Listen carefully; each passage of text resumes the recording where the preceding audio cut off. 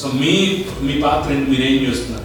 CBN forum అనేది ప్రజల కోసం, ప్రగతి కోసం పరితపించే చంద్రబాబు నాయుడు గారి యొక్క ఆలోచనలను, ఆశయాలను ప్రజల్లోకి తీసుకువెళ్ళడానికి స్థాపించబడిన ఒక నిస్వార్థ సేవా సంస్థ.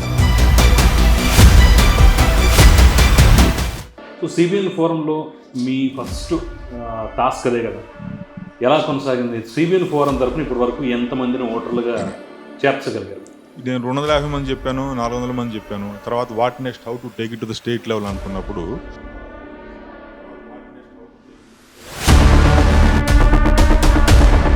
ఎంతమంది మనం చెప్పే మాటలకు ప్రభావితం అయ్యారని కాసేపు పక్కన పెడితే, ఇప్పుడు మీ నెక్స్ట్ టాస్క్ ఏంటి? ఎందుకంటే ఎన్నికలకి ఇంకా 3-4 నెలల టైం ఉంది.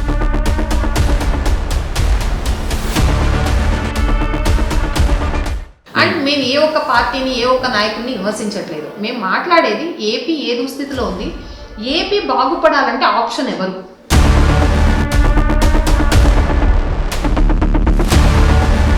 ఈరోజు ప్రతి ఒక్కళ్ళు కూడా డెవలప్మెంట్ కోసమే చూస్తున్నారు, 2047 విజన్ కోసమే చూస్తున్నారు, ఏపీని బాగుపరుచుకోవడానికే చూస్తున్నారు. హైదరాబాద్ లాంటి క్యాపిటల్ తెలంగాణలో ఉండిపోయింది. ఆంధ్రప్రదేశ్కి ఏం మిగిలిందంటే ఒక విధంగా చెప్పాలంటే ఏమీ లేదు, చెప్ప మిగిలింది.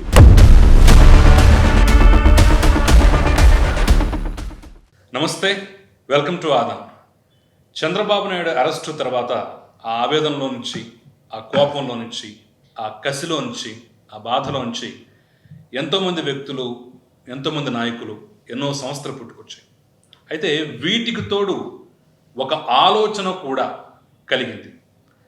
కేవలం ఆంధ్రప్రదేశ్కి మనం ఏం చేద్దాం, ఈసారి 2024కి ఏం చేస్తే బాగుంటుంది అనేటటువంటి ఆలోచన కూడా దానికి తోడై, ఆ కోపానికి, బాధకి ఈ ఆలోచన కూడా తోడైనప్పుడు పుట్టిందే సిబిఎన్ ఫోరం. సో హైదరాబాద్ వేదికగా సిబిఎన్ ఫోరం ఏర్పాటైన తర్వాత చాలా లక్ష్యాలు పెట్టుకుని ఆ ఫోరం పనిచేయడం జరిగింది. ఈరోజు కొన్ని లక్ష్యాలను సాధించడం కూడా జరిగింది, మరికొన్ని లక్ష్యాలను సాధించడానికి చేరు అవటం కూడా జరుగుతుంది. ఈ నేపథ్యంలోనే సిబిఎన్ ఫోరంకి మూల స్తంభాలు లాంటి ముఖ్యమైన వ్యక్తులు ఈరోజు మన ఆదాన్ స్టూడియోలో ఉన్నారు. వాళ్ళ యొక్క లక్ష్యం ఏంటి, ఏం సాధించారు, ఏం సాధించబోతున్నారు, ముఖ్యంగా ఆ పేరు వెనుకున్నటువంటి అర్థం, పరమార్థం ఏంటి, ఎందుకు దాన్ని చూస్ చేసుకున్నారు అనేది కూడా వాళ్ళ మాటలో తెలుసుకునే ప్రయత్నం అయితే చేద్దాం. నాతో పాటు ఈరోజు స్టూడియోలో ఉన్నారు సుమిత, అమర్, అదేవిధంగా చక్రవర్తి, రాకేష్, మురళీకృష్ణ. హలో అండి. సుమిత గారు, ఫస్ట్ మీతోనే స్టార్ట్ చేద్దాం. సిబిఎన్ ఫోరం ఆవిర్భావం వెనక అసలు ఏం జరిగింది, ఆ కథ ఏంటి? ఎందుకంటే నేను గతంలో మీతో ఇంటర్వ్యూ చేసినటువంటి సందర్భంలో కూడా 2 రోజుల్లో ఒక విషయం చెప్తానన్నారు. ఆ 2 రోజుల తర్వాత మీరు నాకు చెప్పింది లేదు, కానీ సడన్గా సిబిఎన్ ఫోరం అని చెప్పేసి ఒక కొత్త సంస్థ రావటం, అట్టహాసంగా అంగరంగ వైభవంగా దాన్ని మీరు లాంచ్ చేయటం, ఆ తర్వాత వరుస పెట్టి కార్యక్రమాలు చేయడం అనేది నా కళ్ళతో నేను చూశాను. సో ఆ 2 రోజుల తర్వాత చెప్దామంది ఇదేనా, ఇంకేదైనా ఉంది? 100% ఇదేనండి. దీని గురించే మాట్లాడదాం అనుకున్నాము. యాక్చువల్గా ఫస్ట్ చంద్రబాబు నాయుడు గారు అక్రమ్ కేసులో అరెస్ట్ అయిన తర్వాత మేమందరం ఎలా బయటకు వచ్చాము అనేది మీకు తెలుసు. అంటే ఇప్పటి వరకు ఎవరి ప్రొఫెషనల్లో వాళ్ళు వర్క్ చేసుకుంటూ మనకు అవసరమైనప్పుడు ఏపీ వెళ్ళి వస్తూ ఇలా గడిపిన మా లైఫ్ని ఒక్కసారి చంద్రబాబు నాయుడు గారు అక్రమ కేసుతో అందరినీ బయటకు తీసుకురావడం జరిగింది. ఆయన అక్రమ కేసులో అరెస్ట్ అయ్యారు అనేది ఒక విషయం అయితే, ఆయన ఎందుకు అరెస్ట్ అయ్యారు, దేనికి అరెస్ట్ అయ్యారు అనేది ఎవరు మాట్లాడలేదు. ఆయన చేసిన డెవలప్మెంట్ ఏంటి, హైదరాబాద్కి ఏం చేశారు, హైదరాబాద్కి చేసిన తర్వాత తెలంగాణకి ఎంత ఇన్కమ్ వస్తుంది సైబరాబాద్ నుంచి, అలాగే ఏపీలో ఎందుకు అది జరగట్లేదు, అది ఎందుకు మనం 2019లో కోల్పోయాము, 2014లో బైఫర్కేషన్ తర్వాత చంద్రబాబు నాయుడు గారు అక్కడికి వెళ్ళాక ఎలాంటి అభివృద్ధి కార్యక్రమాలు చేపట్టారు, దాంతో అక్కడ 2019 వరకు ఎలాంటి అభివృద్ధి కార్యక్రమాలు జరిగాయి, 2019 తర్వాత ఎందుకు స్టాప్ అయ్యాయి, ఇప్పుడు అక్కడ ఉన్న ఏపీ ప్రజలు ఎలాంటి దుస్థితిలో ఉన్నారు, ఇవన్నీ కూడా మేము అనలైజ్ చేసుకోవడానికి కూడా ఈ అక్రమ కేసు అనేది ఒక ఊతం లాగా దొరికిందండి మాలాంటి. మీరు సిబిఎన్ ఫోరం అని పెట్టుకోవడానికి రీజన్ ఏంటి? ఎందుకంటే మీరు పార్టీ అనుబంధ సంస్థ కాదు, పార్టీ మీకు రేపు గుర్తింపు ఇస్తుందో లేదో కూడా తెలియదు. అయినా సరే ఆ పేరు పెట్టుకోవడానికి వెనుకున్నటువంటి కథ ఏంటి? కేవలం అభిమానంతో పెట్టుకున్నారా, లేదంటే ఇంకా వేరే ఉద్దేశం ఉందా?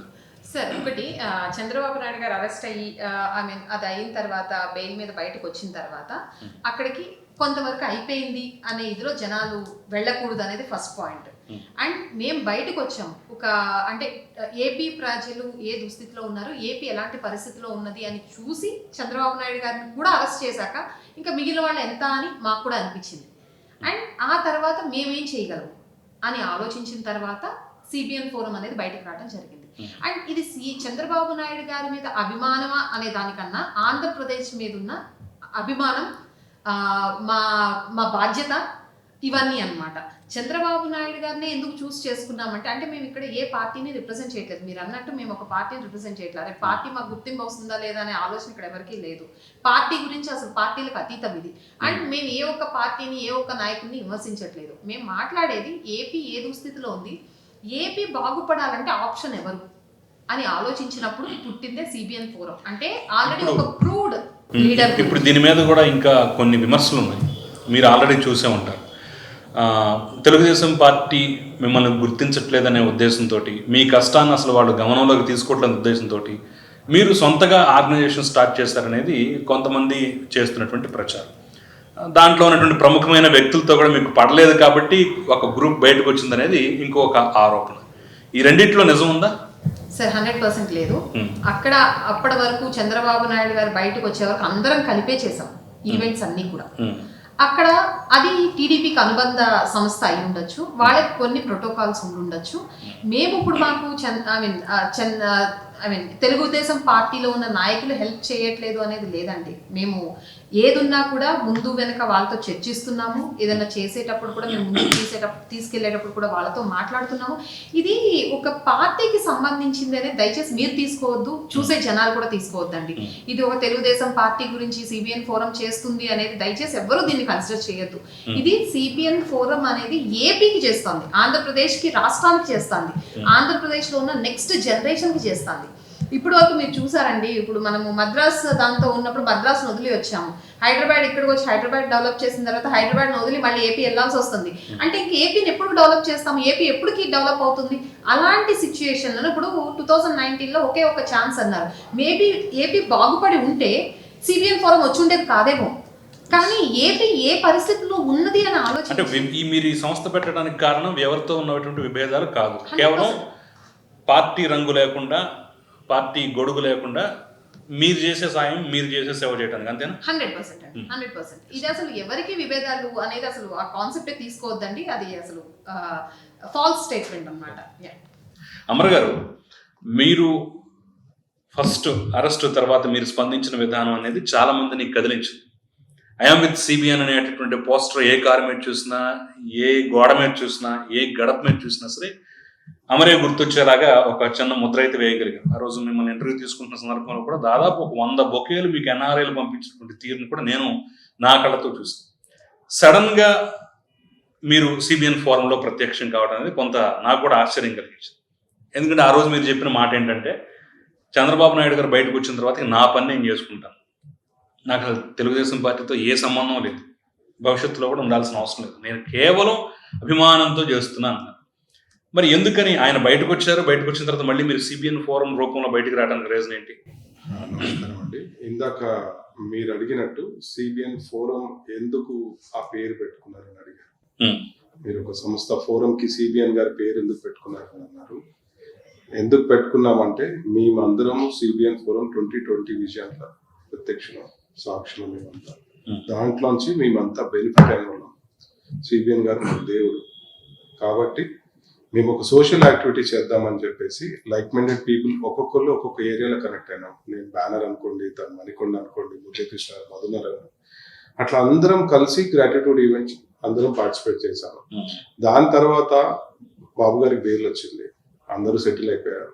బట్ మేమంతా లైక్ మైండెడ్ పీపుల్ అంతా ఒక దగ్గర టీమ్గా క్రియేట్ అయ్యి సోషల్ యాక్టివిటీస్ చేద్దామని ఫస్ట్ ఎజెండా పెట్టుకున్నాము. సోషల్ యాక్టివిటీస్ చేద్దామని ముందుకు వెళ్దాం అనుకున్న తర్వాత సోషల్ యాక్టివిటీస్ ఏంటంటే, ఎక్కడ డిజాస్టర్ ఉంటే అక్కడ చేద్దాం అనుకుంటాం. Disaster can be anything, natural కావచ్చు, ఒక వ్యక్తి ఒక వ్యవస్థ నాశనం చేసే ఏదైనా కార్యక్రమం కావచ్చు.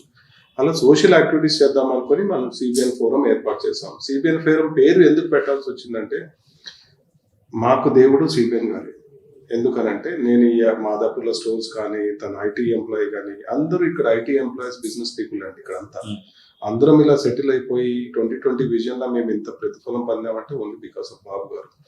కాబట్టి సిబిఎన్ అనే పేరు అందుకు అలా పుట్టిందండి. దానికి మేము చేసే యాక్టివిటీస్ కి ఒక పేరు రూపం కావాలనుకుని ఆ సిబిఎన్ ఫోరం అని పెట్టాము. అంతేగాని మా పార్టీకి కానీ లేదంటే ఒక కులానికి కానీ ఒక దేనికి దాన్ని ఉద్దేశించి పెట్టింది కాదు ఇది. దాని తర్వాత విజన్ 2020లో మేము సాక్షులం కాబట్టి మా పిల్లలు వాళ్ళ పిల్లలు విజన్ 2047లో బాబు గారు అన్నట్టు వాళ్ళు ఉండాలనే ముఖ్య ఉద్దేశంతో కింద ట్యాగ్ లైన్ విజన్ 2047 అని పెట్టాము.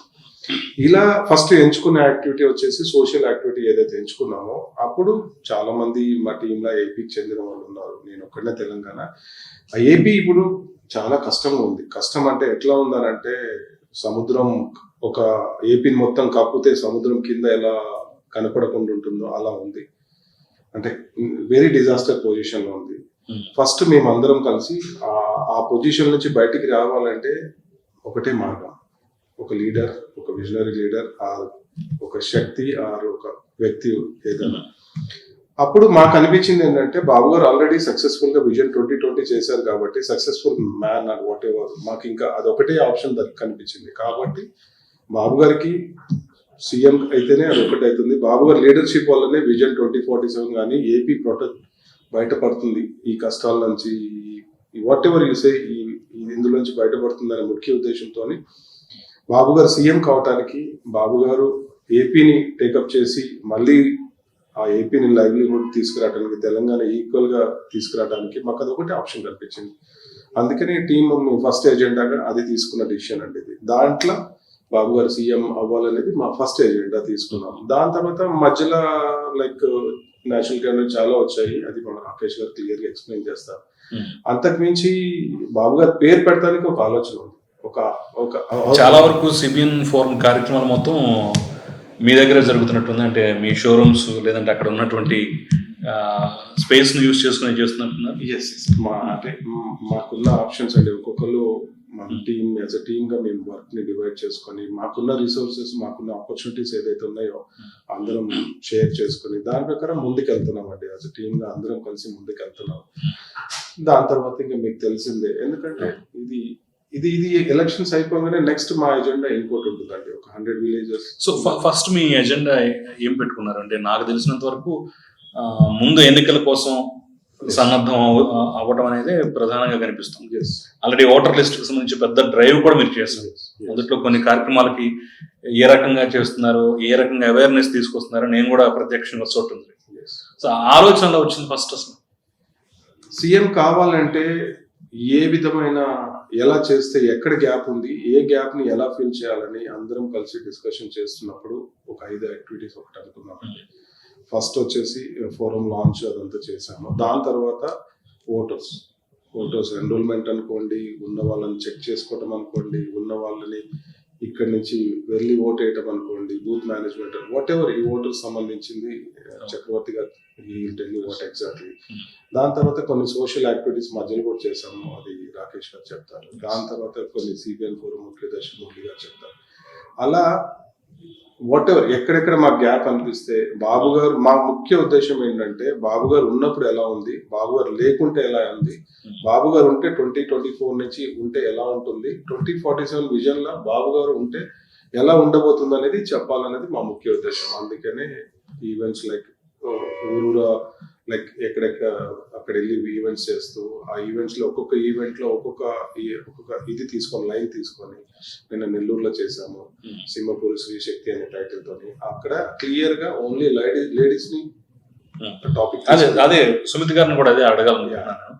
సిబిఎన్ ఫోరం లాంచ్ సందర్భంగా కూడా చాలా మంది నాకు అక్కడ లేడీసే కనిపించారు. అచ్చంగా మహిళల కోసం పెట్టినటువంటి ప్రోగ్రామ్, ఏదో కవరేజ్ కోసం వచ్చిన కొంతమంది మగాళ్ళం మేము తప్ప, ముఖ్య అతిథులు తప్ప చాలా మంది లేడీసే కనిపించారు. సో సిబిఎన్ ఫోరం నడిపిస్తుంది ఒక మహిళ, అందుట్లో పాత్రధారులు సూత్రధారులుగా ఉన్నటువంటి వాళ్ళు కూడా చాలా మంది మహిళలేనా?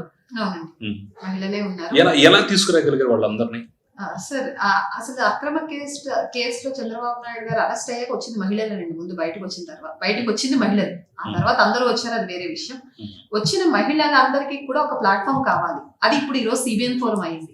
అందుకే ఆ రోజు మేము ఓపెనింగ్ రోజు కూడా మహిళలే వచ్చారు. నిన్న సింహపురి స్త్రీ శక్తి అని చెప్పి అక్కడ కూడా మహిళలనే పిలిచాం. ఎందుకంటే ఒక మహిళ సో మహిళా లోకాన్ని మొత్తాన్ని చంద్రబాబు వైపు నడిపించడానికి ప్రయత్నం చేస్తారు.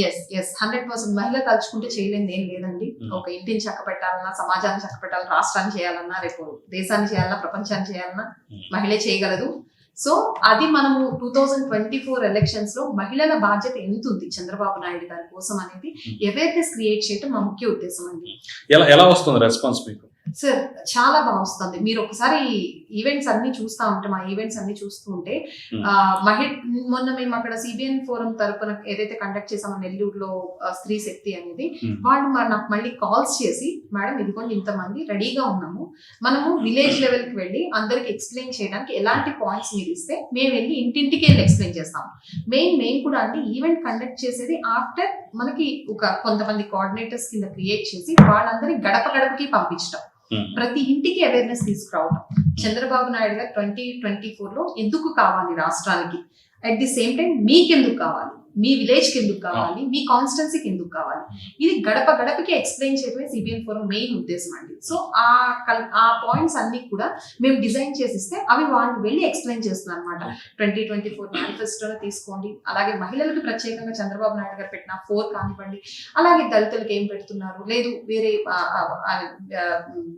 బిజినెస్ చేసుకునే వాళ్ళకి ఎలాంటి ఇస్తున్నారు, ఇలా ప్రతిదీ కూడా మేనిఫెస్టోలో ఉన్న అన్ని పాయింట్స్ కవర్ చేస్తూ 2019 నుంచి ఇప్పటి వరకు వాళ్ళు ఏం లాస్ అయ్యారు, 2047 విజన్ కి ఎంత వెనకబడ్డారు, అదే ఈ 10 years చంద్రబాబు నాయుడు గారు ఉంటే ఇంకా ఎంత ముందుకు వెళ్లేవాళ్ళు, ఇలాంటి అన్ని పాయింట్స్ కవర్ చేస్తూ మేము ఒక లైనప్ ఇస్తూ ఉంటే వాళ్ళు ప్రతిదీ వెళ్ళి గడప గడపకి వెళ్ళి ఎక్స్ప్లెయిన్ చేస్తున్నారు. సో మన నెల్లూరుతో ప్రారంభించారు. ఇలాంటి కార్యక్రమాలు మళ్ళీ ముందు చూస్తాం.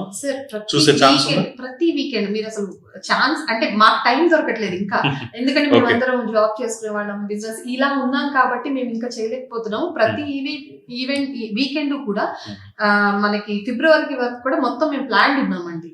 అన్ని బిజీ స్కెడ్యూల్ లాగా అన్ని ప్లాన్ చేసేసి ఉన్నాయి అనమాట. సో ప్రతి వీకెండ్ వీఆర్ కండక్టింగ్ సంథింగ్ అండి. అంటే దానితో పాటు ఎన్ఆర్వీస్ ఇక్కడ మనకి హైదరాబాద్ లో మొన్న మేము గుడివాడ ఈవెంట్ చేసాము. ఇక్కడే ఎన్ఆర్వీస్ రాము గారు వచ్చి డిస్కస్ చేశారు. ఒక మనకి ఎన్ఆర్ఐస్ ఎంత ఇంపార్టెంట్, ఎన్ఆర్వీస్ ఎంత ఇంపార్టెంట్ 2024 ఎలక్షన్స్ కి, ఒక మహిళలనే కాదండి, అంటే అన్ని కాన్సెప్ట్స్ యాడ్ చేసి మనం ముందుకు తీసుకుపోతున్నాం. చక్రవర్తి గారు, మీరు ఎన్నికల మేనిఫెస్టో ఇవన్నీ కాసేపు పక్కన పెట్టినట్లయితే ఓటర్ లిస్ట్ అన్న దాంట్లో అన్వేషణ చేయగా నేను గమనిస్తున్నాను, చూస్తున్నాను. సో మీ సొంత ప్రాంతం నందిగామలో కూడా ప్రతిరోజు కనీసం ఒక 5-10 ఓట్లన్నా రోజుకి చేర్చింది మీరు నిద్రపోవాలని కూడా నేను విన్నాను, చూశాను కూడా. సో మీ భాగస్వామ్యం సిబిఎన్ ఫోరంలో ఎలా ఉంది? ఫస్ట్ కాన్సెప్ట్ గా తీసుకున్నటువంటి ఓటర్ లిస్ట్ల ప్రక్షాళన కానివ్వండి, లేదంటే కొత్త ఓటర్ల చేర్పులు కానివ్వండి, మీ ఆధ్వర్యంలో ఎలా జరిగింది చెప్పండి. థ్యాంక్స్ అండి. ఫస్ట్ యాక్చువల్గా అంటే నేను ఎన్ఆర్ఐని ఒక 10 years బ్యాక్ నేను రిటర్న్ వచ్చిన తర్వాత ఫస్ట్ నా ఓటు అప్లై చేసుకున్నానండి నందిగామలో. చేస్తే అప్పుడు ఏంటి ఫామ్స్ ఇచ్చాము, అది ఇవ్వలేదు, దే డిక్లైన్డ్ ఇట్. సో అప్పుడు దాని రూల్స్ మనకు తెలియదు, యాక్చువల్గా మనం ఎలా కంటెస్ట్ చేయాలో తెలియదు కాబట్టి వదిలేసాం. 2019లో కూడా అప్లై చేశానండి, అప్పుడు కూడా ఇవ్వలేదు. ఎవరు అక్కడ లోకల్గా అబ్జెక్షన్ పెట్టారన్నారు, ఇవ్వలేదన్నారు. సో ఇదేంటి నేను పుట్టింది నందిగామలో, నా ఆస్తులు ఉన్నాయి, నా పొలం అంతా అక్కడే ఉంది, నాకు ఓటు అక్కడే కావాలి, నాకు అక్కడే ఉంది, నాకు కావాలి. అంతకుముందు ఉండే తీసేశారు. సో అప్పుడు నేను మళ్ళీ ఈ సంవత్సరం జనవరి నుంచి 2 సార్లు 3 సార్లు ట్రై చేశాను, ఫామ్స్ ఇచ్చి పంపించాను, బుట్ట దాఖలు అయ్యాయండి. ఎవరికి అకౌంటబిలిటీ ఉండేది కాదు, మీ ఓటు రాలేదని చెప్పేవాళ్ళు అంతే.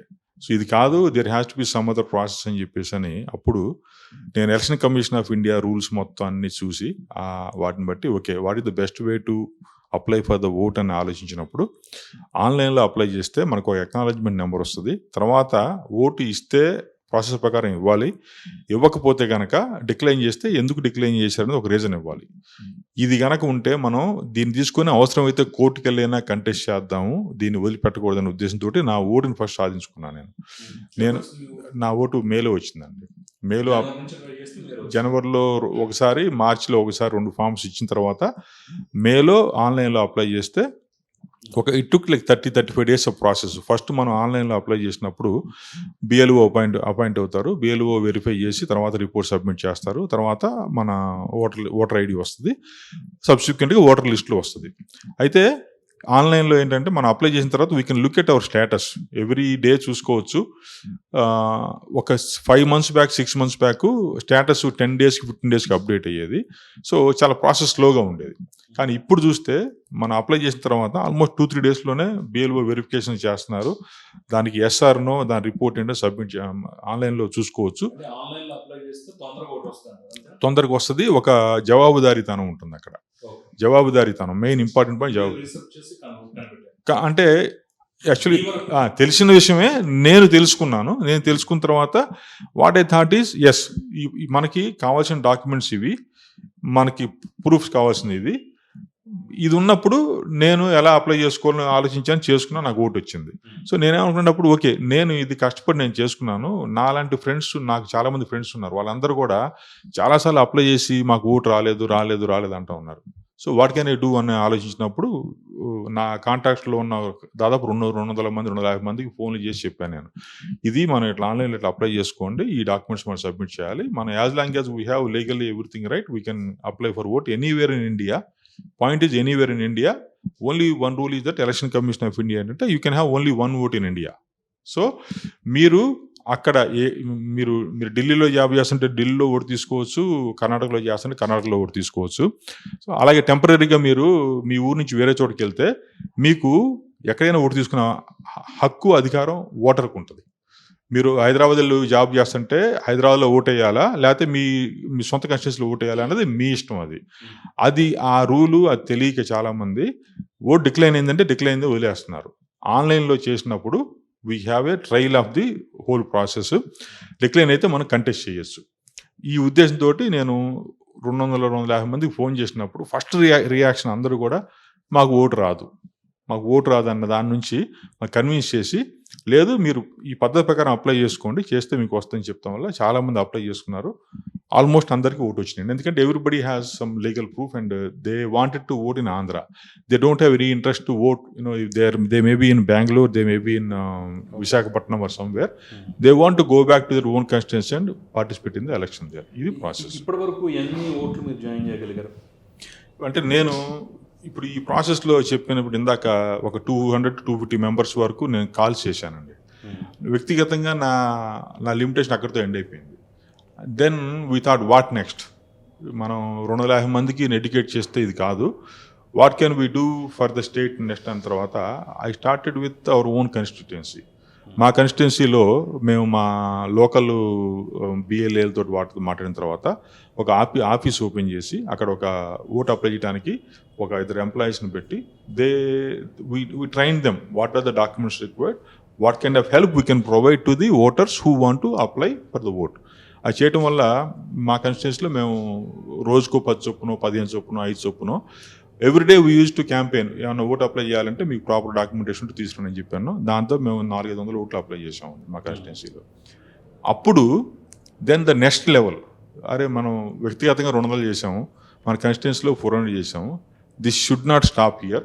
ఇది యాక్చువల్గా ఈ అవసరం ఉండి తెలియక ఆగిపోతున్న వాళ్ళు కొన్ని లక్షల మంది ఉన్నారు. యాక్చువల్గా చెప్పాలంటే నాట్ వేలు కాదండి, లక్షల మంది ఉన్నారు. మనం వీళ్ళని ఎలా మోటివేట్ చేయగలుగుతాం, ఎలా అప్లై చేయించగలుగుతాం అన్న థాట్ వచ్చింది.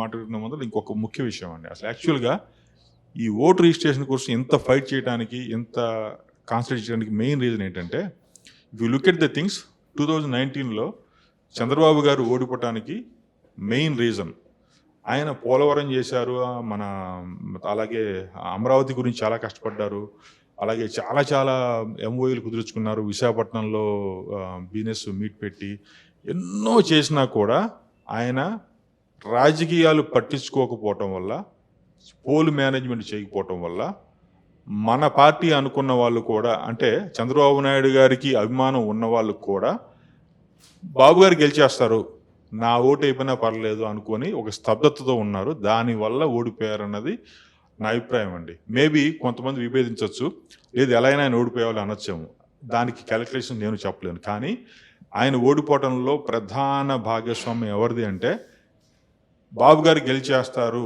మనం ఓటు అయిపోయినా పర్వాలేదు అని కూర్చున్నా ఒక విధంగా చెప్పండి నాలాంటి వాళ్ళని కూడా అనుకోవచ్చు. 2019లో నాకు ఓటు రాకపోతే నేను వదిలేసా, పట్టించుకోలేదు. ఇప్పుడు ఆలోచిస్తే ఆ రోజు నేను పట్టించుకొని ఉంటే, నేను ఇంక ఇదే పని అప్లై చేసి ఉంటే మన స్టేట్కి దౌర్భాగ్యం పట్టేది కాదేమో అన్నది నా ప్రస్తుతం మైండ్ సెట్ అదండి. సో సిబిఎన్ ఫోరంలో మీ ఫస్ట్ టాస్క్ అదే కదా, ఎలా కొనసాగింది? సిబిఎన్ ఫోరం తరపున ఇప్పటి వరకు ఎంతమందిని ఓటర్లుగా చేర్చగలిగారు? యా, ఇప్పుడు ఈ పాయింట్కి వచ్చేప్పటికి యాక్చువల్గా ఇట్స్ గుడ్ పాయింట్ అండి. నేను 250 మంది చెప్పాను, 400 మంది చెప్పాను. తర్వాత what next, how to take it to the state level అనుకున్నప్పుడు నేను సిబిఎన్ ఫోరం లాంచ్ ఒక వీడియో చూశానండి. ఆన్లైన్లో ఒక వీడియో యూట్యూబ్లో వచ్చినప్పుడు నేను యాక్చువల్లీ జనరల్గా బ్రౌజ్ చేస్తూ ఉంటాను, ఎవరెవరు ఇంటర్వ్యూస్ ఇస్తుంటారో చూస్తుంటా. అందులో I saw only glimpses, actually మొత్తం ఈవెంట్ కూడా చూడాలి. ఆ గ్లింప్సెస్లో వాళ్ళు చెప్పిన main points, one of the thing is voter registration అది ఒక పాయింట్ అని అమర్ గారు చెప్పారు అప్పుడు. అలాగే ఎన్ఆర్ఐస్ని how to make them involved in the election process అన్నది ఇంకోటి సుమిత్ గారు ఎవరు చెప్పారు.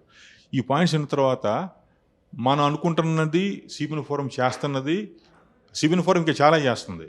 ఆడితో పాటుగా నేను అనుకుంటున్న 2 పాయింట్లు కనెక్ట్ అయినాయి. కనెక్ట్ అవ్వగానే వెంటనే okay this is where I want to associate అని చెప్పేసి సిబిఎన్ ఫోరంని అప్రోచ్ అయ్యానండి. అప్రోచ్ చేయడంలో కొంతమంది హెల్ప్ చేశారు నాకు డెఫినెట్గా. ఇమ్మీడియట్గా ఎప్పుడైతే మనం ఓటర్ రిజిస్ట్రేషన్ చేద్దామని అనుకున్నామో వెంటనే సిబిఎన్ ఫోరం నుంచి నేను అలా మన ప్రపోజల్ తీసుకెళ్ళడంతో వెంటనే they are looking for somebody, I am looking for somebody అనే టైప్లో we all got together and then we immediately arranged a workshop. వర్క్షాప్కి ఒక వెరీ ఇంపార్టెంట్ పాయింట్ ఏంటంటే, ఈ వర్క్షాప్కి ఎక్కడ మనం అడ్వర్టైజ్మెంట్లో లేకుండా కేవలం వాట్సాప్ గ్రూప్లో సిబిఎన్ ఫోరం వాళ్ళు పెడితే హైదరాబాద్లో చాలామంది వచ్చారు. రావటం కాదండి, ప్రతి ఈవెంట్కి వస్తారు. రావటం కంటే కూడా ఇంట్రెస్టెడ్గా ఓటు రిజిస్టర్ చేసుకుని ఎలాగూ అన్న ప్రాసెస్ని కూలంకషంగా విని క్వశ్చన్ అండ్ ఆన్సర్స్ అడిగి ఒక్కొక్కరు ఒక్కొక్క వారియర్గా తయారయ్యారు. ఆ రోజు మనం ఇందాక మీరు చెప్పినట్టు అమర్ గారి మన షోరూంలో చేస్తే ఉన్న స్పేస్కి డబుల్ ప్లేస్ జనాలు వచ్చారు, అంటే ఓటర్లు వచ్చారు. వాళ్ళంతా ఇన్ఫర్మేషన్ తీసుకొని they went back, each one of them try to educate 10 more people. ఈ విధంగా అది 1,000 మందికి పాకింది. యాక్చువల్గా చెప్పాలంటే అది 100 మంది వస్తే అది 1,000 మందికి పాకింది. తర్వాత దీన్ని ఇన్స్పిరేషన్గా తీసుకొని చాలా స్వచ్ఛంద సంస్థలు, చాలామంది ఆర్గనైజేషన్స్ కూడా CBN forum is doing this voter registration drive, why can't we do this అన్నది తీసుకొని చాలామంది చేశారండి. మీరు చూసుంటారు హైదరాబాద్లో చాలామంది చేశారు. దీని ఇన్స్పిరేషన్ బెంగళూరులో, చెన్నైలో కూడా కొంతమంది చేశారండి. దాని ఫలితం ఏంటంటే మీరు చూస్తే అక్టోబర్ 27 నుంచి డిసెంబర్ 12 వరకు, స్పెసిఫికల్లీ చూస్తే నవంబర్ 20 నుంచి డిసెంబర్ 10 వరకు, ఆ 20 రోజుల్లో ఆంధ్రప్రదేశ్లో కనీసం 4 లక్షల ఫామ్ 6లు అంటే ఓటర్ రిజిస్ట్రేషన్ జరిగినాయి. అంటే ఇది మేము చేసాం అంటలేదండి, మనం ఒక బాబు గారి గెలుపుకి మనం సహాయపడాలన్న ఒక ప్రాసెస్లో మనం ఓటర్లకి ఎడ్యుకేషన్ ఇన్ఫర్మేషన్ ఇచ్చాం. ఇన్ఫర్మేషన్ మా ఉద్దేశం కూడా ఏది ఒకళ్ళని చేయలేం, ఇన్ఫర్మేషన్ మొత్తం స్ప్రెడ్ అవ్వాలి. ఒక వ్యక్తి కాదు, 10 మంది కాదు, 100 మంది, 1000 మంది తీసుకోవాలి. అది మేము చేద్దాం అనుకున్నాము. And I think it went very well into the voters. Andhra Pradesh బాగుపడాలని కోరుకునే వాళ్ళందరూ కూడా ఇది ఆలోచించి దీన్ని ఇంప్లిమెంట్ చేశారండి. Thanks to everybody, not only CBN forum, whoever took it as a inspiration and they conducted it. So దీనివల్ల కనీసం 4 నుంచి 6 లక్షల ఓట్లు రిజిస్ట్రేషన్ అయినాయి అండి. దీనివల్ల అంటే ఒక సిబిఎన్ ఫోరం అన్న వాళ్ళగా ఓవరాల్గా ఈ క్యాంపెయిన్ వల్ల ఎంతమంది మనం చెప్పే మాటలకు ప్రభావితం అయ్యారని కాసేపు పక్కన పెడితే, ఇప్పుడు మీ నెక్స్ట్ టాస్క్ ఏంటి? ఎందుకంటే ఎన్నికలకి ఇంకా 3-4 నెలల టైం ఉంది. సో ఓటర్ రిజిస్ట్రేషన్ ప్రక్రియ అనేది ఇంకా వేగంగా జరుగుతోంది. ఆ మధ్యకాలంలో విజయసాయి రెడ్డి వాళ్ళు కూడా ఏదో జరిగిపోతుంది హైదరాబాద్లో అని చెప్పేసి కొంత కంప్లైంట్ల వరకు వెళ్ళిన పరిస్థితి. ఎక్కడో బ్రేక్ పడ్డట్లేదు. అది it's good point, right time అండి. యాక్చువల్లీ చెప్పాలంటే మనకి డిసెంబర్ 9 వరకు ఓటర్ రిజిస్ట్రేషన్కి ఒక ఫేజ్, ఆ 9th వరకు అప్లై అయిన ఓటర్లందరికీ వెరిఫికేషన్, ఫీల్డ్ లెవెల్ వెరిఫికేషన్ చేసిన తర్వాత ఓటు ఐడి ఇవ్వటం కానీ డిక్లైన్ చేయడం కానీ జరిగిపోతుంది. అది జనవరి 5న వచ్చే లిస్టులో ఆ పేర్లు వస్తాయి. తర్వాత అఫీషియల్గా ఎలక్షన్ కమిషన్ ఇచ్చిన విండో జనవరి 5 తర్వాత మళ్ళీ ఫిబ్రవరి 5, 10, 15 సుమారుగా 6 అప్పటి వరకు, అంటే ఎలక్షన్ నోటిఫికేషన్ వచ్చేంత వరకు కూడా మళ్ళీ ఇంకో విండో ఉంటుంది. ఆ విండోలో మళ్ళీ అప్లై చేసుకోవచ్చు. అయితే చాలామంది ఏమనుకుంటున్నారంటే డిసెంబర్ 9 అయిపోయింది ఇది, ఇక మనకు ఓటు రిజిస్ట్రేషన్కి అవకాశం లేదు అనుకొని ఒక 10-15 రోజులు స్తబ్దుగా ఉన్నారు. కానీ తర్వాత మళ్ళీ ఎడ్యుకేట్ చేసి మళ్ళీ వీ స్టార్టెడ్ అగైన్ అండి. మేమేమి దాన్ని ఆపలేదు యాక్చువల్లీ చెప్పాలంటే. కొద్దిగా బ్రేక్ తీసుకున్నాం. అంటే బాగా ఒక 15 రోజులు హెక్టిక్గా చేసాం కాబట్టి ఒక 4-5 డేస్ కొద్దిగా రెస్ట్ తీసుకొని వేరు ప్రోగ్రామ్స్ చేసుకుంటూ మళ్ళీ we came back to the same registration process అండి. ఇక్కడ ఒక పాయింట్ చెప్పాలండి. మీరు విజయసాయిరెడ్డి గారు అన్నది ఒక పదం చెప్పారు. ఏమైందంటే ఇప్పుడు ఆంధ్రప్రదేశ్ గవర్నమెంట్ ఎప్పుడైతే కొత్త ఓటర్ రిజిస్ట్రేషన్ జరుగుతుందని తెలిసిందో ఒక విధంగా భయం మొదలైంది. ఈ కొత్త ఓటర్లు అందరూ కూడా ఎడ్యుకేటెడ్ ఓటర్స్ వస్తున్నారు, వీళ్ళందరూ ఆలోచించి ఓటేస్తారు, ఓటేసే వాళ్ళందరూ ఓట్లు మనకి అగనెస్ట్గా పడతాయి, బాబు గారికి పడతాయి అనే భయంతో వీళ్ళందరికీ ఒక భయం క్రియేట్ చేస్తున్నారు. అప్లై చేయగానే మీరు ఆన్లైన్లో అప్లై చేస్తే మీరు పలానా చోటుకి రండి, పలానా చోటుకు వచ్చి మీరు 10 రూపీస్ బాండ్ పేపర్ మీద సంతకం పెట్టండి, లేకపోతే ఒక ఇది రాసేవండి అని లేని రూల్స్ రాసిస్తున్నారు. ఈ రూల్స్ నేను ఎలక్షన్ కమిషన్ ఆఫ్ ఇండియాలో చదివానండి. ఎక్కడ లేవు rules, they are violating the rules and I have got the clarification from the XSCC, మన నిమ్మగడ్డ రమేష్ కుమార్ గారితో క్లారిఫికేషన్ తీసుకున్నాను. యాజ్ పర్ రూల్స్ ఇలా బాండ్ పేపర్ మీద రాసేవమంటాం ఇలాంటివన్నీ చెల్లవు. ఇలాంటి ఇల్లీగల్ థింగ్స్ కూడా వాళ్ళు రిసార్ట్ అవుతున్నారు. వాటికి ఏం చేస్తున్నామంటే మేము we're educating them to file a complaint online. Online complaint చేసినప్పుడు ఏమవుతుందంటే ఎవరైతే బిఎల్ఓలు రూల్స్ని వైలేట్ చేసి ఓటర్ని అన్లాఫుల్గా ఇబ్బంది పెడుతున్నారో వాళ్ళకి అనుకుంటా ఉండొచ్చు కొంతమంది, మనకి ఒకరి కేసు పెడితే ఏమవుతులే అని. విల్ నాట్ లివ్ ఇట్ అండి. 1-2 అంటే వదిలేస్తాం, కానీ ఇలా భయపెట్టి చేస్తుంటే we're advocating every eligible voter to register the vote and if they get this kind of unlawful force కనుక వస్తే కనుక ఆన్లైన్ కంప్లైంట్స్ ఫైల్ చేస్తున్నాము. అవసరమైతే ఈ నెంబర్ ఆఫ్ కేసెస్ని బట్టి చూసుకొని లీగల్ స్టేస్తో కూడా మాట్లాడి వాళ్ళతోటి లాపరంగా ఎటువంటి ప్రాసెస్ ఉందో అది ఫాలో అవుతాం. సో సిబిఎన్ ఫోరం తరపున ఇప్పటికీ స్టిల్ కంటిన్యూ చేస్తూనే ఉన్నాను ఓటర్ రిజిస్ట్రేషన్. అయితే ఓటర్ రిజిస్ట్రేషన్ చేస్తున్నాను. చక్రవర్తి గారు, మీరు సిబిఎన్ ఫోరంలో కేవలం ఎలక్షన్కి సంబంధించి ఓటర్ లిస్టే కాకుండా కొత్త ఓట్లు జాయిన్ చేయడం కాకుండా ఎన్ఆర్ఐస్ని ముఖ్యంగా ఎక్కువ టార్గెట్ చేస్తున్నట్టు తెలుస్తుంది. ఏంటి దాని ఉద్దేశం ఏంటి? మీరు మాజీ ఎన్ఆర్ఐ కాబట్టి డెఫినెట్గా అది ఒకటి ఉంటుందండి. నేను మాజీ ఎన్ఆర్ఐని కాబట్టి ఎన్ఆర్ఐస్ ప్రతి ఎలక్షన్ సందర్భంలో వస్తారు, ఓటేస్తారు. మళ్ళీ సపరేట్గా వాళ్ళని మోటివేట్ చేయాల్సినటువంటి అవసరం ఏంటనేది నా ప్రశ్న. రైట్, దానికి చెప్తానండి. అంటే నేను ఎన్ఆర్ఐగా అంటే వేరే కంట్రీలో ఉన్నప్పుడు ప్రతి ఎలక్షన్ అప్పుడు కూడా మేము చాలా ఈగర్గా చూస్తుండేవాళ్ళం. ఎవరు గెలుస్తారు, ఎలా గెలుస్తారు, బాబు గారు ఎలా గెలవాలి, స్టేట్ ఎలా డెవలప్ అవుతుంది, ఇలా ఆలోచిస్తూ ఉండేవాళ్ళం. అక్కడ ఏదో తాపత్రయపడిపోయేవాళ్ళం, కానీ ఏం చేయాలో తెలియదు. అక్కడే ఉండేవాళ్ళం, కానీ మనం ఏం చేయగలం, ఎలా ఉపయోగపడగలం అనడానికి అవగాహన లేదు మాకు అక్కడ. అది చెప్పడానికి ఇక్కడ నుంచి మాకు ఎవరైనా చెప్పుంటే అప్పుడు ఇక్కడ నుంచి వచ్చి ఏమైనా చేసి ఉండేవాళ్ళం. ఓటు ఉన్నవాళ్ళు వచ్చి ఓటేసి వెళ్ళారు, ఓటు లేని వాళ్ళు నేను ఎందుకు వెళ్తే నాకు ఓటు లేదు కదా అన్నది ఆగిపోయారు అక్కడ. కానీ తర్వాత ఇప్పుడు నేను ఎన్ఆర్ఐగా ఉండి ఇక్కడికి వచ్చిన తర్వాత నేను థింక్ బ్యాక్, ఎన్ఆర్ఐగా ఏం చేయగలను అని ఆలోచించినప్పుడు ఇక్కడ నేను 83లో ఉండగా అప్పటి నుంచి నాకు ఊహ తెలిసినప్పటి నుంచి ఎలక్షన్స్ చూస్తున్నానండి. ప్రతి ఎలక్షను ఎలా ట్రాన్స్ఫర్మేషన్ అవుతూ వచ్చింది, 83లో ఎలక్షన్ ఎలా జరిగింది, 89 ఎలా జరిగింది, 94 ఎలా జరిగింది చూసుకుంటూ వచ్చినప్పుడు ఈ పోల్ మేనేజ్మెంట్ చివరి లాస్ట్ మైల్ అంటాం కదండి, అలాగే చివరి ఓటర్ని బూత్లో ఓటు వేయించడం అన్న చివరి యాక్టివిటీ ఉంది కదండి. ఈ యాక్టివిటీలో బాబు గారుకి సరిగా మనం హెల్ప్ చేయగలిగితే కనుక ఎక్కువ మంది ఓటర్లు ఓటు వినియోగించుకోగలుగుతారు. ఒక విధంగా చెప్పాలంటే ఓటు ఉన్న ప్రతి ఒక్కరు ఉపయోగించుకోవాలి.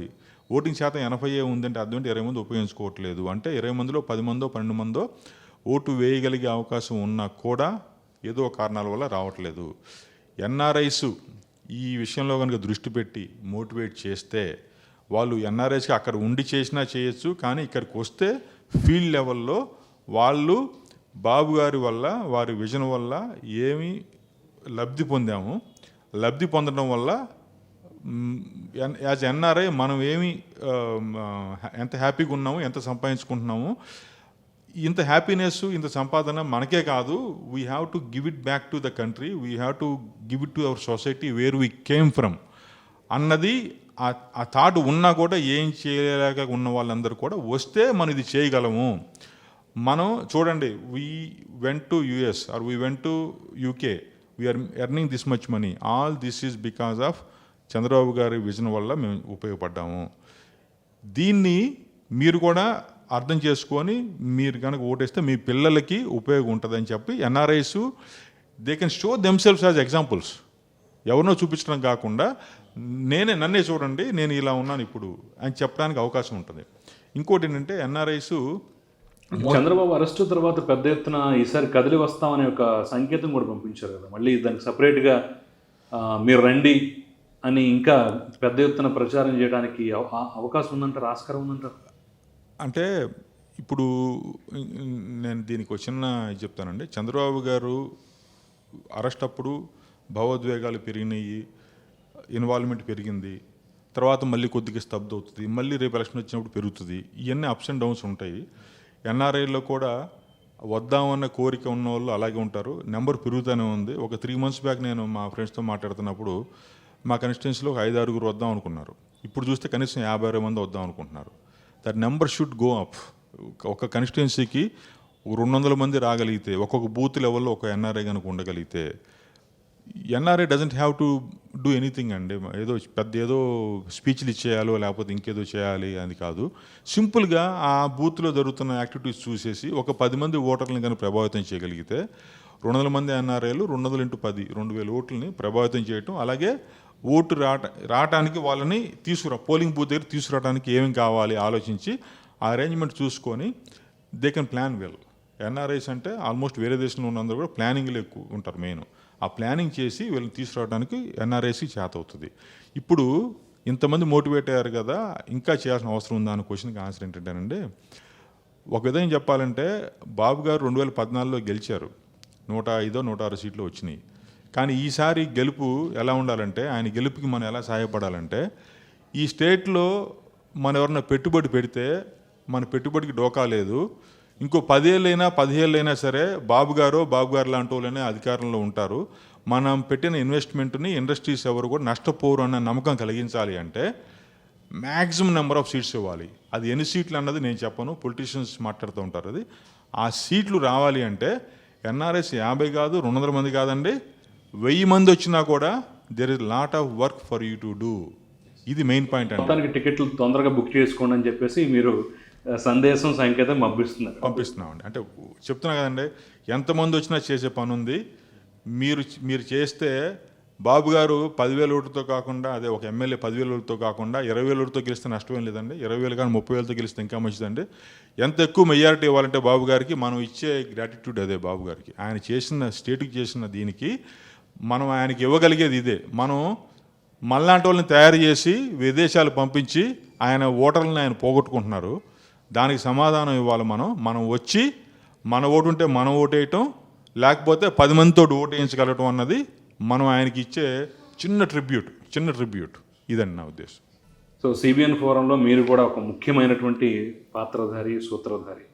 సో మొదటి రోజుల నుంచి నేను చూస్తున్నాను, అంటే సిబిఎన్ ఫోరం పూర్తిగా రూపు సంతరించుకోకుండా సుమిత్ గారిని ఇంటర్వ్యూ చేసినటువంటి క్రమంలో కూడా మీరు కూడా ఇక్కడ స్టూడియోకి రావడం జరిగింది. మన ఇద్దరం చాలాసేపు కూడా మాట్లాడుకోవడం జరిగింది. సో మీ పాత్ర ఏంటి, మీరేం చేస్తున్నారు ఇందులో? అందరికీ నమస్కారం అండి. సిబిఎన్ ఫోరం అనేది ప్రజల కోసం, ప్రగతి కోసం పరితపించే చంద్రబాబు నాయుడు గారి యొక్క ఆలోచనలను, ఆశయాలను ప్రజల్లోకి తీసుకువెళ్ళటానికి స్థాపించబడిన ఒక నిస్వార్థ సేవా సంస్థ.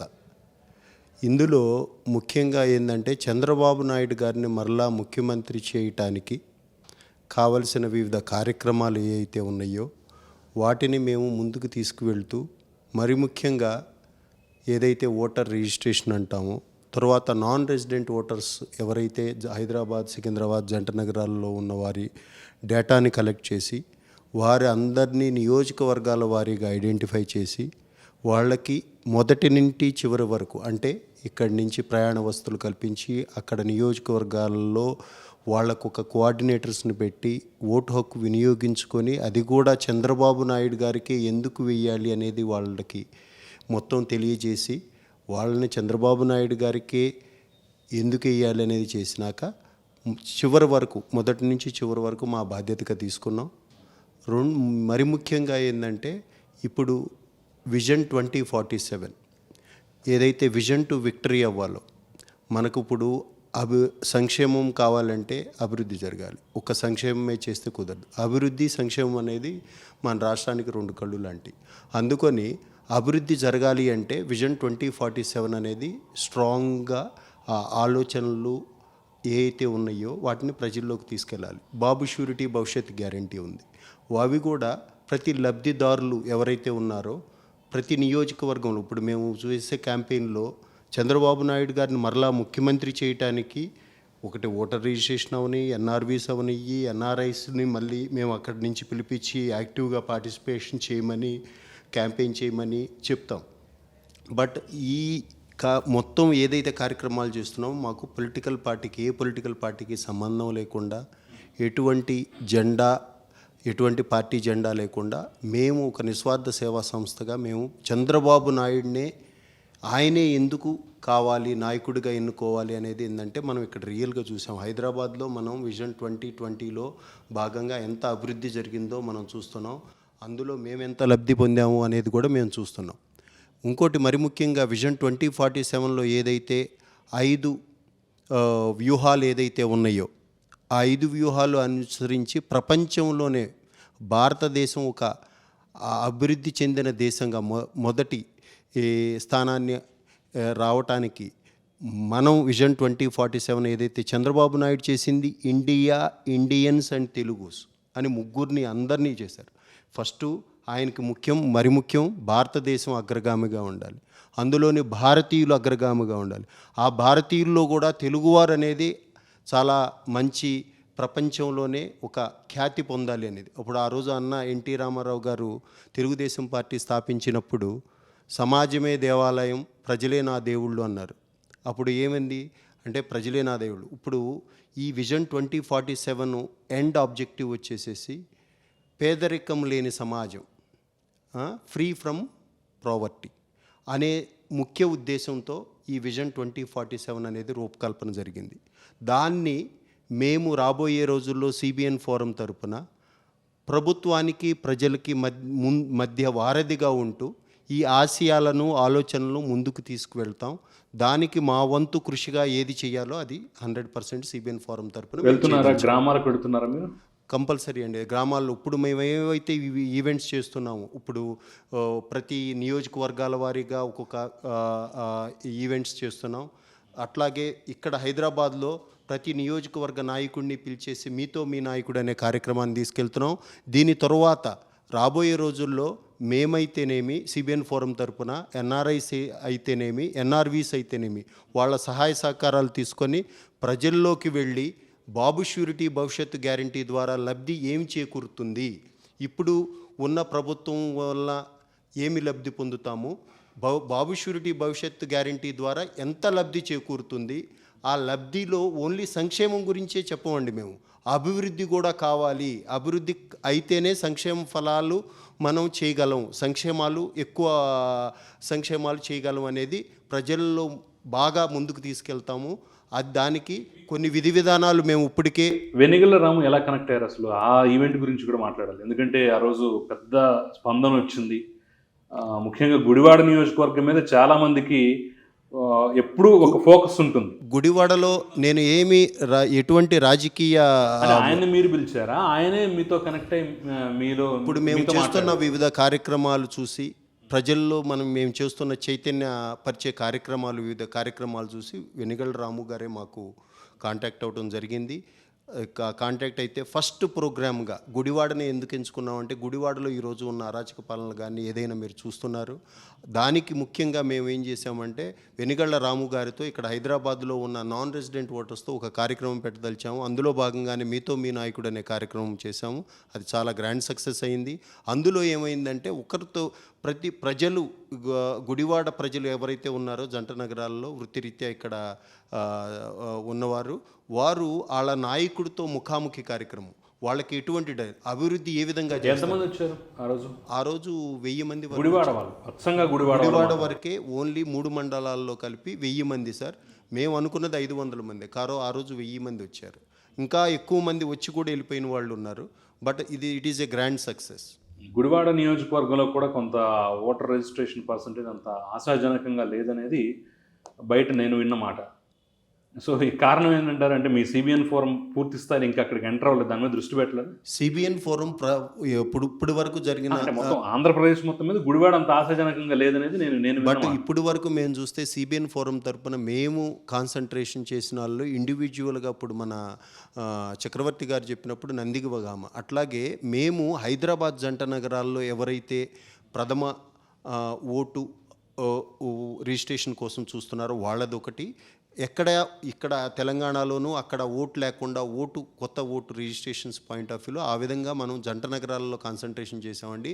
నియోజకవర్గాల వారీగా మేము చేద్దాం అనుకున్నా కానీ దానికి సమయం ఏదైతే లాస్ట్ డేట్ ఉందో ఓటర్ ఎన్రోల్మెంట్ది అది అయిపోవడం జరిగింది. మరలా ఈ రాబోయే రోజుల్లో ఎన్నికల కోడ్ వచ్చినాక అది అటువంటిది కనుక అవకాశం వస్తే నియోజకవర్గాల వారీగా కూడా మా సిబిఎన్ ఫోరం తరపున ఈ కార్యక్రమాన్ని ముందుకు తీసుకెళ్ళడానికి మేము తప్పనిసరిగా కృషి చేస్తాం.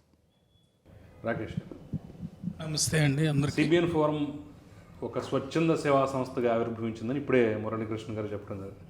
సో ఇప్పటి వరకు ఓటర్ రిజిస్ట్రేషన్ కానీ లేదంటే మహిళల్ని చైతన్యపరచడం కానివ్వండి, ఈ కార్యక్రమాలు చూసాం. అవి కాకుండా ఇంకా మీరేం చేశారు? యా, దానికంటే ముందు నేను అసలు సిబిఎన్ ఫోరంలో ఎలా జాయిన్ అయ్యానని కూడా ఒకసారి చెప్తానండి. అందరిలాగా బాబు గారు అరెస్ట్ అయినప్పుడు ప్రొటెస్ట్ చేయటము, ఓఆర్ఆర్ మీద ర్యాలీ చేయటం కానీ ఇట్లా అన్నీ జరుగుతూ ఉన్నాయి.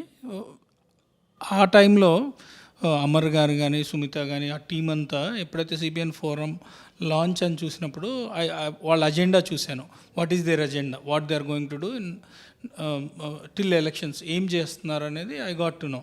అది చూసి ఐ గాట్ ఇన్స్పైర్డ్. నేను ఇన్స్పైర్ అయ్యి I think this is the good platform where I can do some social cause అనుకొని వాళ్ళతో ఇంటిగ్రేట్ అయ్యి ఐ స్టార్టెడ్ వర్కింగ్ అనమాట. That is how I got onboarded with CBN forum. అది start చేసిన తర్వాత నేను I was more into social activities అని I thought of doing more of a social activities.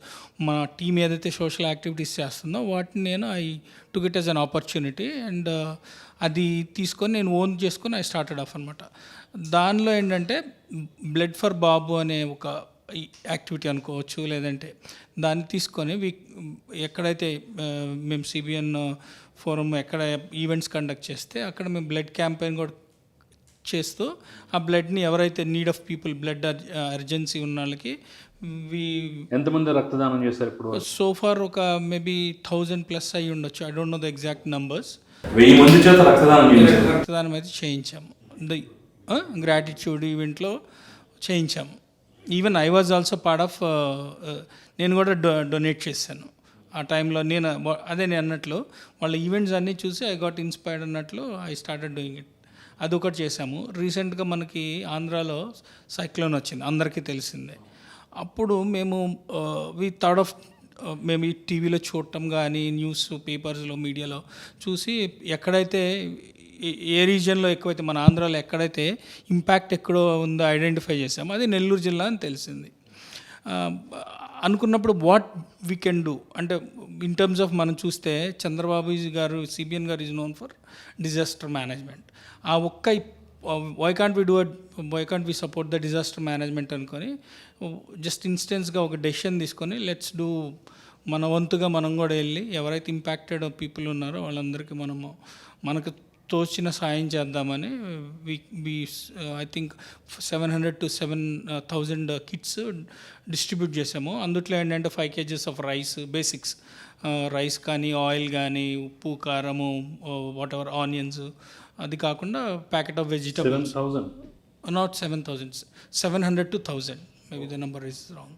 Yeah, ఇవన్నీ ప్యాక్ చేసి అక్కడికి వెళ్ళి లోకల్ లీడర్స్ హెల్ప్ తీసుకొని, లోకల్ లీడర్స్ మాకు హెల్ప్ చేస్తారు. ఏ పర్టికులర్ ఏరియాలో ఎక్కడ మేజర్లీ ఇంపాక్టెడ్ ఉన్నా తీసుకొని వాళ్ళ దగ్గరికి వెళ్ళి డిస్ట్రిబ్యూట్ చేసి as a team we went there and we distributed. In future also will do the same social cause from CBN forum. Chandrababu Naidu గారు ఏదైతే 2024 మేనిఫెస్టో ఇచ్చారో దాని గురించి ఆపోజిట్ పార్టీలో ఉన్న వాళ్ళు కొన్ని కామెంట్స్ చేస్తూ ఉన్నారు. మేము ఇచ్చేదానికన్నా 3 వంతులు ఎక్కువ ఉన్నాయి, ఇప్పుడున్న సంక్షేమ పథకాలే సరిగా చేరట్లేదు, తర్వాత ఇంత 3 వంతులు ఎక్కువ అయిన తర్వాత ఎలా ఇస్తారు, ఇవన్నీ ఫాల్స్ ప్రామిసెస్ కదా అని చెప్పి మాట్లాడుతూ ఉన్నారు. అంటే ఇక్కడ సిబిఎన్ ఫోరం నుంచి మేము చెప్పదలుచుకుందండి, చంద్రబాబు నాయుడుకి డెవలప్ చేయటం వచ్చు. ఏపీకి ఇన్కమ్ ఎలా జనరేట్ చేయాలో తెలుసు, ఆ ఇన్కమ్ని సంక్షేమ పథకాల కింద ఎట్లా కన్వర్ట్ చేయాలో తెలుసు. ఇక్కడ ఇప్పుడు చేసే వాళ్ళకి ఏంటంటే ఇన్కమ్ తేవటం తెలియట్లేదు, ఏపీకి అప్పులు తేవటం తెలుస్తుంది, దాన్ని సంక్షేమ పథకాలుగా కన్వర్ట్ చేయడానికి they are facing some problems 100%. But ఇక్కడ చంద్రబాబు నాయుడు గారు చేసేది ఏంటి అంటే డెవలప్మెంట్ అనేది చూపిస్తారు, ఏపీకి ఇన్కమ్ తీసుకొస్తారు, దాన్ని సంక్షేమ పథకాల కింద కన్వర్ట్ చేస్తారు. There is lot of difference. So 3 వంతులు ఆయన ఇచ్చారు అంటే ఆయన విజన్ అలా ఉంటుంది, ఆయన ఇవ్వగలరు అనే కాన్ఫిడెన్స్ ఆయనకు ఉంటుంది, ఆయన ఎలా డెవలప్ చేయాలో ఆయనకు తెలుసు. సో ఆ కేసెస్లో ఆయన ఇవ్వగలరు. సో ఫైనల్గా నేను కొన్ని ప్రశ్నలు మీ అందరినీ అడగాల్సినవి ఉన్నాయి. మొదటగా మొదటి ఓటు చంద్రబాబుకే అని చెప్పేసి మీరు ఒక కాన్సెప్ట్ కూడా తీసుకున్నారు. ఆ రోజు నేను my first vote for CBN voter drive కోసం చేసినటువంటి కార్యక్రమానికి వచ్చినప్పుడు నేను చూసాను. అది ఎంతవరకు ఇంపాక్ట్ చూపిస్తుందండి? ఎందుకంటే సహజంగా యువత కొంత తెలుగుదేశం పార్టీకి అంత దగ్గరగా లేదు, ఒక మిడిల్ ఏజ్ వాళ్ళు, ఆ పై ఏజ్ వాళ్ళు తప్ప అనేది ఒక భావన అయితే ఉంది. మరి నా ఫస్ట్ ఓటు చంద్రబాబుకి అని చెప్పేసి మీరు తీసుకున్న కాన్సెప్ట్ ఎంతవరకు రేపు ఇప్పటి వరకు సక్సెస్ అయింది, రేపు సక్సెస్ అయ్యే అవకాశం ఉందంటారు? సార్ ఇక్కడ ఒక విషయం నేను చెప్పాలనుకుంటున్నాను. ఆ రోజు my first word for CBN ఏదైతే మనం క్రియేట్ చేసామో ఆ క్రియేట్ చేసినప్పుడు అమీర్పేట్ నుంచి బాచుపల్లి వరకు ఉన్న హాస్టల్స్లో ఉన్న మొత్తం ఏపీ స్టూడెంట్స్ అందరూ అక్కడ రావడం జరిగింది, ఫస్ట్ థింగ్. అండ్ నెక్స్ట్ వచ్చి మనము లైఫ్లో ఏదైనా ఫస్ట్ టైం చేసేది, అది ఫస్ట్ జాబ్ కానివ్వండి, ఫస్ట్ కార్ కానివ్వండి, ఫస్ట్ హౌస్ ఏదైనా కూడా లైఫ్లో గుర్తుండిపోతుంది. సో ఈ రోజు వాళ్ళు తీసుకునే ఈ ఓటు అనేది ఒక అభివృద్ధి అనే దానికి వేశారు అంటే 2047 విజన్లో వాళ్ళు పార్ట్ అయినప్పుడు వాళ్ళ ఫస్ట్ ఓటు ఎక్కడ వినియోగించుకున్నారు అనేది గుర్తుంటుంది. అది మిస్యూజ్ చేశారనుకోండి వాళ్ళు ఇందులో పార్ట్ అవ్వకుండా అవుతారనమాట. సో ఇంకొకటి యువతకు కూడా ఈరోజు అర్థమవుతుందండి, లైక్ ఏంటంటే వాళ్ళకి అక్కడ ఉపాధి అవకాశాలు లేక ఎన్ని ఇబ్బందులు పడుతూ మళ్ళీ హైదరాబాద్ అని, బెంగళూరు అని, చెన్నై అని వలస వెళ్తున్నారో జాబ్స్ కోసం మనం అందరం చూస్తున్నాం. ఇప్పుడు వేరే తెలంగాణలో కానివ్వండి, కర్ణాటక, చెన్నై ఇలాంటి ప్లేసెస్లో చూసుకుంటే క్యాంపస్ సెలెక్షన్స్తో సహా అన్ని సక్రమంగా జరుగుతున్నాయి. ఏపీలో ఎందుకు జరగట్లేదు అంటే ఈరోజు ప్రతి ఒక్కళ్ళు చదువుకోవాలని ఆశపడుతూ ఉన్నారు, అందరూ చదువుకుంటున్నారు, కానీ అక్కడ క్రియేట్ అవుతున్న జాబ్స్ ఏంటి అనేది అందరికీ తెలుసు. యువత ఎక్కడ ఆగిపోతుంది? మన చంద్రబాబు నాయుడు గారేమో 6 అంకెల జీతం, 7 అంకెల జీతం యువతకి ఇంత కావాలి అని చెప్పేవాళ్ళని మళ్ళీ 4 అంకెల జీతానికి రిస్ట్రిక్ట్ చేస్తూ ఉంటే ఎక్కడికి పోతున్నట్టు, ఏపీ ఎటు వెళ్తున్నట్టు? అంటే ఎప్పుడు చంద్రబాబు నాయుడు గారు యువత బయటికి వెళ్ళండి, వేరే యుఎస్ వెళ్ళండి, యూకే వెళ్ళండి, ఆస్ట్రేలియా, మీ లైఫ్ని మీరు మెరుగుపరచుకోండి, మీరు ఇక్కడ ఉండొద్దు అని చెప్పేది ఆయన. అంటే మీ మాతృదేశానికి ఏం చేయాలో మీరు ఎక్కడుండైనా చేయండి అని చెప్పేది ఆయన. లేదు మీరు ఇక్కడే బానిసలుగా ఉండి ఇక్కడే చేయండి అని చెప్పే నాయకులు కొంతమంది. ఈ డిఫరెన్స్ ఎంత స్పందన వచ్చింది సార్? 100%. అంటే మీరు మన చక్రవర్తి గారిని అడిగితే ఫస్ట్ ఓట్ కూడా ఎన్ని క్రియేట్ అయినాయి ఆయన చెప్తారండి. ఆ క్రియేట్ అయిన దాంట్లో కూడా they are more keen about Chandrababu Naidu అండి. ఈరోజు ప్రతి ఒక్కళ్ళు కూడా డెవలప్మెంట్ కోసమే చూస్తున్నారు, 2047 విజన్ కోసమే చూస్తున్నారు, ఏపీని బాగుపరుచుకోవడానికే చూస్తున్నారు. ఈరోజు ఎన్ఆర్ఐస్ కూడా అమెరికా వద్దు, అమరావతి ముద్దు అనుకున్న డేస్ కూడా ఉన్నాయి లాస్ట్ 2014 తర్వాత.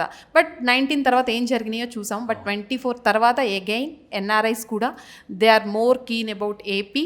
అండ్ మేమందరం కూడా మళ్ళీ ఆ డెవలప్మెంట్ చూసి ఏపీ వెళ్ళి సెటిల్ అవ్వాలని కోరుకుంటున్నాము. 100% అది జరుగుతుందని కోరుకుంటున్నాం.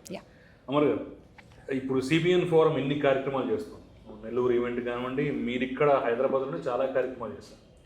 సో అందరికీ సహజంగా వచ్చే ప్రశ్న, ఇంత నిర్వహణ చేయాలంటే దానికి ఎంత ఖర్చు అవుతుంది, అవన్నీ మీకు ఎక్కడి నుంచి వస్తున్నాయి? ఎందుకంటే ఈ ప్రశ్న సహజంగా వస్తుంది. మంచి ప్రశ్న అండి. ఇప్పటి వరకు చేసిన ఈవెంట్స్ ఏవైతే ఉన్నాయో అందరం టీమ్ యాజ్ అ టీమ్గా కాంట్రిబ్యూట్ చేసుకున్నామండి. అందరం తలో చేసేసి ఈవెంట్స్ చేసాము ఇప్పటి వరకు. నెక్స్ట్ ఇప్పుడు ఏపీలో చేసే ఈవెంట్స్ అయితే ఏ కాన్స్టిట్యున్సీలో ఆ నాయకులు రిప్రజెంట్ చేసేసి కొన్ని వీక్ ఉన్నాయి, కొన్ని స్ట్రాంగ్ ఉన్నాయి. వీక్ ఉన్న వాటికి మేము యాడ్ చేయటము, మ్యూచువల్గా వెళ్ళటము, లేదంటే వాల్ పెట్టగలిగితే వాల్ పెట్టడం, అట్లా బోత్ పార్టీస్. ఒక అదేం లేదండి, ఇలానే అని ఇప్పటివరకు ఇలానే అని ఏం చేయలేదు. ఎవరు ఎంత అవసరమైతే అంతవరకు ఇప్పుడు ఒకటి ఎంచుకున్నాం ఒక మార్గాన్ని. దానికోసం అందరం టైం అనుకోండి, మనీ అనుకోండి, ఎనర్జీ అన్నీ అందరం సమానంగా ఈక్వల్గా షేర్ చేసుకుంటున్నాము. అట్లనే హైదరాబాద్ ఒకటే కాదు, ఏపీ ఒకటే కాదు, తెలంగాణ ఒకటే కాదు, యూఎస్లో కూడా ఒక ఈవెంట్ చేస్తున్నాము. ఎందుకంటే సంక్రాంతి టైంలో హైదరాబాద్లో, ఏపీలో, తెలంగాణలో చేయడానికి ఈవెంట్స్ కుదరదు. ఎందుకంటే ఆ వీక్ అంతా ఫెస్టివల్ హడావుడిలో ఉంటారు. ఆ టైం అమెరికాలో కూడా సిబిఎన్ ఫోరం అడుగు పెడుతుంది. ఎస్, ఆ టైంని కూడా మనం యూటిలైజ్ చేసుకోవాలి, ఆ వీక్ని మనం ఎండ్ చేసుకోవచ్చు. ఎందుకంటే వీక్ అంతా మేము కోఆర్డినేట్ చేసుకొని అంత ప్రోగ్రామ్ అంతా ఆర్గనైజ్ చేసుకొని వీకెండ్స్లో, ఎందుకంటే అందరూ సాఫ్ట్వేర్ ఎంప్లాయీస్, ఐటీ ప్రొఫెషనల్స్ అండి, ఐటీ ఒకటే కాదు, బిజినెస్ మెన్స్. వీక్ అంతా మేము కోఆర్డినేట్ చేసుకొని నైట్ 10 నుంచి 2, 3, 4 o'clock వరకు గ్రూప్ కాన్ కాల్ అయితే ఉంటుంది. ప్రోగ్రామ్ అంతా సెట్ చేసుకొని ఎవ్రీ వీకెండ్ ఒక ప్రోగ్రామ్ చేస్తూ వెళ్తున్నాము. అట్లా సంక్రాంతి వీక్ కూడా మేము వేస్ట్ చేయడం ఇష్టం లేదు. అందుకనే వీఆర్ కాలింగ్ ఎన్ఆర్ఐస్కి ఏవైతే ఉందో మెసేజ్, మీ మాతృభూమిని, మాతృభాషను కూడా కాపాడుకోండి. ఈసారి కాపాడుకోలేకపోతే ఇంకా మీకు కనపడదు, మీ భూమి కనపడదు, మీ భాష కనపడదు. ఎందుకంటే భాష పొల్యూట్ అయిపోయింది, ఇంకా భూమి సంగతి మీకు తెలిసిందే, వాట్ ఈజ్ వాట్ అనేది. కాబట్టి మేము చెప్పాలనుకుంది ఏంటంటే, అంటే వాళ్ళు వచ్చి ఇక్కడ ఏం చేస్తారని ఒక్కొక్కరు ఒక్కొక్కటి ఏం చేయగలుగుతుంది. మీ ఊరు అనుకోండి, మీ బూత్ అనుకోండి, ఏదన్నా మేనేజ్మెంట్ అనుకోండి, లేదంటే అక్కడ విలేజ్కి కావాల్సిన ఏదైనా సపోర్ట్ అనుకోండి, ఏ విధంగా చేయగలిగితే అది. ఎవరికి ఒక్కొక్కరికి ఒక రిసోర్స్ ఉంటుంది, ఒక్కొక్కరికి ఒక ఆప్షన్, ఒక స్ట్రెంగ్త్ ఉంటుంది. ఆ స్ట్రెంగ్త్ని ఎలాబరేట్ మీ విలేజ్కి చేసుకోవాల్సిన అవసరం ఉంది అనేది మాకు చెప్పాలనుకునే ఉద్దేశం. అందుకనే అది ప్రాపర్గా ఎలాబరేట్ చేసి, బాబు గారు మీరు ఎందుకు రావాలి, మీరు వచ్చి మీరు ఏం చేయగలిగితే అది చేయాలి, అది ఎలాబరేట్గా చెప్పాలనుకుంది మా ముఖ్య ఉద్దేశం. అదండి. Thank you. ఆంధ్రప్రదేశ్ రాష్ట్రంలో ముఖ్యంగా ఇప్పుడున్న సమస్య ఎటువంటిదంటే, సునీత గారు చెప్పినట్లు నిరుద్యోగ సమస్య. ఆ నిరుద్యోగ సమస్య ఎంత స్థాయిలో ఉంది అంటే అది ఒక పీక్ లెవెల్కి వెళ్ళిపోయింది. ఇప్పుడు మేము మరి ముఖ్యంగా రాబోయే రోజుల్లో కాలేజెస్లో ఇప్పుడు ప్రచారానికి వెళ్తాం అనుకున్నది, రేపు రాబోయే ఎలక్షన్లో ప్రచారానికి వెళ్ళేటప్పుడు కాలేజెస్లో కూడా యువతని ఆకర్షించడానికి, ఆ యువతకి మేము నిరుద్యోగ సమస్య ఏ లెవెల్లో ఉంది, యువతకి భరోసా ఇచ్చే మా యువ నాయకుడు అయితేనేమి, చంద్రబాబు నాయుడు గారు అయితేనేమి, విజన్ 2047, ఇప్పుడు కొత్తగా P4 మోడల్ అనేది వచ్చింది, ప్రైవేట్ పబ్లిక్ పార్ట్నర్షిప్ అనేది P3 మోడల్ అయితే, ఇప్పుడు పీపుల్స్ను కూడా భాగస్వామ్యం చేసి ఒక కొత్త మోడల్ తీసుకొచ్చారు. అందులో భాగంగా ఇంటి నుంచే పనిచేసే కార్యక్రమం, మీకు ఉద్యోగం ఇంటి నుంచే చేయొచ్చు.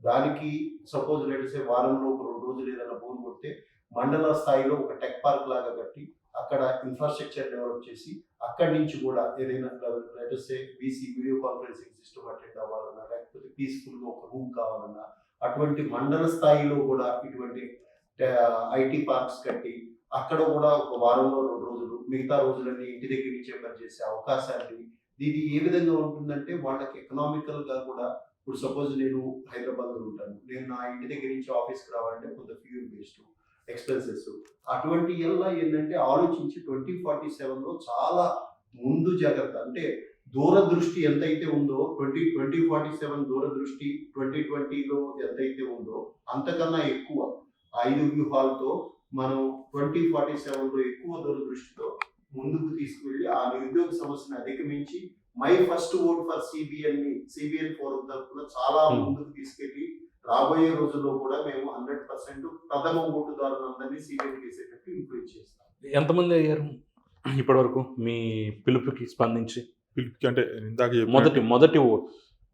మొదటి ఓటుకి అని స్పెసిఫిక్గా గణాంకాలు లేవండి. యాక్చువల్గా మొత్తం ఓవరాల్ మన దగ్గర డేటా ఉంది, కానీ ఈ డేటాలో 18 ఏళ్ళ వాళ్ళు ఎంతమంది, 24 ఏళ్ళు ఎంతమంది అనేది స్పెసిఫిక్ డేటా లేదు.